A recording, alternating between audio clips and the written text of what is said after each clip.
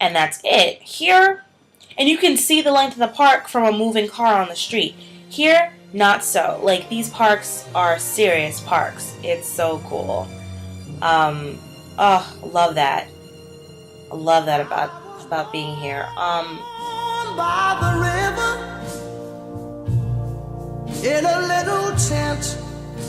Oh, and just like the river, I've been running ever since. Yeah. Oh, I forgot to mention, for the metro, like, you know how the AC systems are like always shot all the time? Like, you're burning up, like you go into a car like, oh my god, this is disgusting. Or other times, it's freezing cold, right? You feel like it's winter in there. Here, the metro, it's beautiful. Like, the AC, it's always on, and it's always at the right temperature. Enough said. Right? Yeah, I will say one thing here. I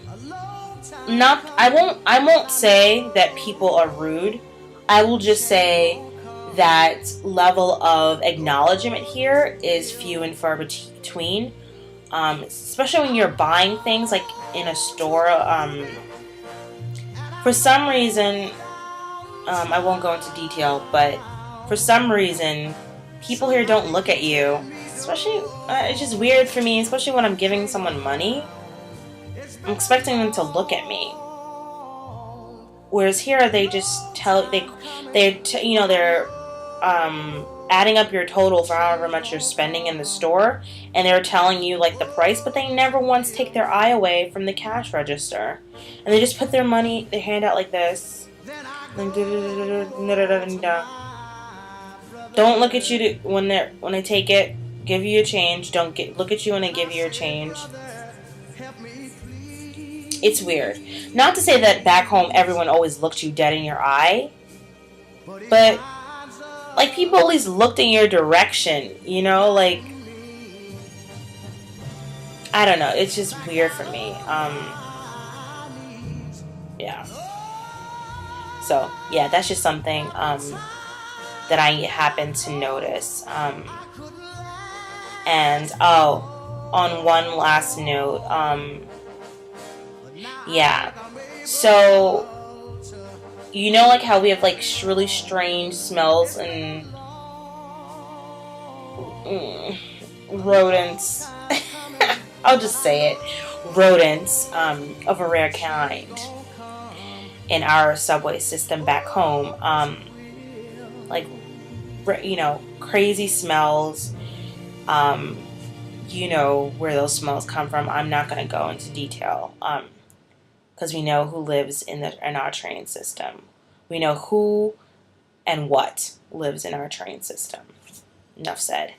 So we have those rare, you know, those weird, sometimes very potent smells back home in our subway system.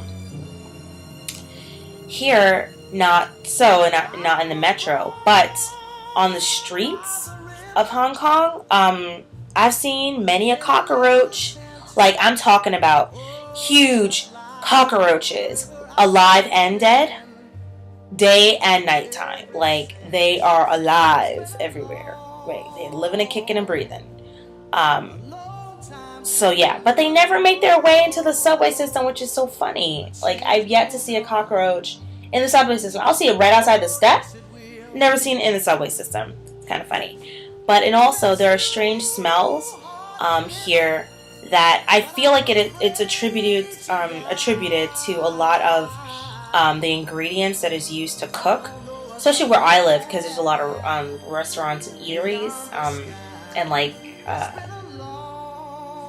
vendors of fruits and stuff. But I feel like that a lot of that is attributed, and bakeries, a lot of bakeries where I live too, attributed to what the ingredients they're using to cook their food. And again, I didn't have real Chinese food back home, so those smells are not normal for me. But they kind of, sometimes they remind me of smells back home of our subway system, just because, in the sense that the smells are just so, like, alarming because you're not, like, prepared for it. It's like a wolf that's just like, ooh, what is that smell? Because you're just like not ready for it. So I still have that experience quite a lot, I must say. But I don't know what it is. I don't know what it is. But I have that same issue with the whole smell thing. And on a last note, like, well, back in the day when I took public speaking, I did a speech on how the American retail system is inconsiderate of those, especially women, who have a bigger foot size, and here, obviously, like, like it's gonna be harder for me to find shoes, just because I do have a really big foot. My foot, well, I can still fit a 10 sometimes. It depends. But in women's sizes, I range, depending on the cut of the shoe, from a 10 to 11, I'll say. But usually 10.5 to 11. Here, I had to buy some flip-flops the other day, and they were size 10. I would never buy a size 10 flip-flop back home, just because it hits my heel right there. Like, you want your heel to be a little bit on the shoe. I've yet to find even flip-flops that come in a bigger size for women.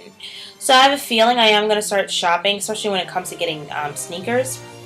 I'm going to start shopping in the men's section, just because, like, remember back home, like, if you have a bigger foot size, like, they all carry a shoe in your size, but the amount of shoes they have in that size are very limited.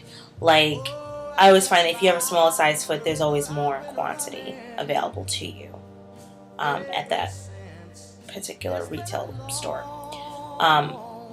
So that's something I will have to still face here. I also have a feeling, because I don't have a small frame, I'm what we call big-boned people. Like, we're not really twiggy. I'm not twiggy. Twiggy skinny, which isn't bad. I'm not saying that's a bad thing to be twiggy. I'm just saying that here, I think it's going to be a little bit harder. Maybe not for bottoms, because I'm pretty reasonable.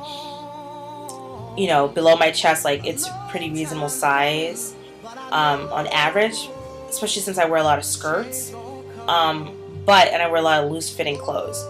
But for tops and things, like these big boned shoulders I have, and like my arms, yeah, I feel like it's gonna be a little bit harder to find things that are gonna fit me. Just because women here in general have smaller frames, have smaller body frames. Oh, and something to close out with. I know I'm adding another thing, but like how back home when we see, I won't say a Chinese person, because back home we have a really hard time of differentiating between the types of Oriental Asian that exist in the world. I don't even know if I'm allowed to say Oriental, but I will, because you know what I'm talking about. I can't remember if that's not politically correct anymore. But anyway, you know what I mean. So back home, anyone who's Asian, who's not Southeast Asian, like any Asian other than Southeast Asian, if they are really tall, it's like this amazing like wonderment, and like, what happened? What did you what's in your gene pool? Here, it's so funny, because yes, you see what we call short people, short men and women. I mean, honestly, I don't actually see them as short here, because they're all the same, on average, they're all the same size. And I'm not that tall, even though I am a really good height for a female. I don't feel like they're short, because they don't really have any really tall people to compare to, So to me, they're like average size, because I'm living here with them. But I must say, I've seen a lot of tall Asian men here, like Chinese men. I've seen tall Chinese men, like, I'm talking about young, like teenage, even like younger than teenage, like middle school age. You're like, he's kind of tall for his age. I've seen tall grown men too. And I just think it's so amazing, because back home it's like, oh, all Asian people are short. No, not true. And you're like, oh, if they're tall, they're mixed with something. No, not true.